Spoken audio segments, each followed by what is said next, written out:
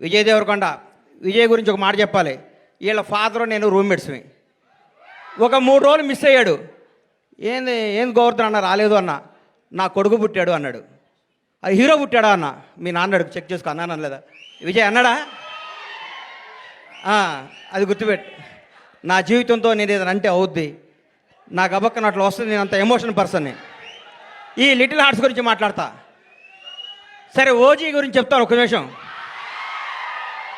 ఈ భారతదేశంలో ఉన్న కొంత కోట్ల మంది అభిమానులు, నేను ఒక అభిమాని. తిరుపతి దేవుడికి రోజుకు 1,00,000 మంది భక్తులు వచ్చి వెళ్తూ ఉంటారు. ఆ 1,00,000 మంది భక్తుల్లో కూడా నేను ఒకడిని. నేను ఒక్కడనే భక్తుడిని కాదు, నాలాంటి కోట్ల మంది భక్తులు నేను ఒకడిని. మీలాగా నేను పూజిస్తాను, మీలాగా నేను ప్రేమిస్తాను. నేను మీలో ఒకడిని. మీకంటే నాకు ఏ ఎక్కువ క్వాలిఫికేషన్ లేదు. ఓజీ బ్లాక్ బాస్టర్ అవ్వాలని మీతో పాటు నేను కోరుకుంటున్నాను. అది తప్పకుండా బ్లాక్ బాస్టర్ అవుద్ది. అంతే. Thank you. ఈ సినిమా గురించి మాట్లాడతాను. చిన్న సినిమా చచ్చిపోయింది. మా ప్రస్థానంలో అంత్యక్రియలు చేద్దాం అనుకుంటున్న తెలుగు ఇండస్ట్రీలో కథతో తీస్తే సినిమా హిట్ అవుద్ది, బడ్జెట్తో కాదు నిరూపించింది లిటిల్ హార్ట్స్. 2.5 కోట్లతో సినిమా తీశారంటారు. ఇప్పుడే నితిన్నను మన సాయిని అడిగాను, ఎంత బడ్జెట్ ఎల్కాట్ చేశారని. 2.5 కోట్లు అన్నారు.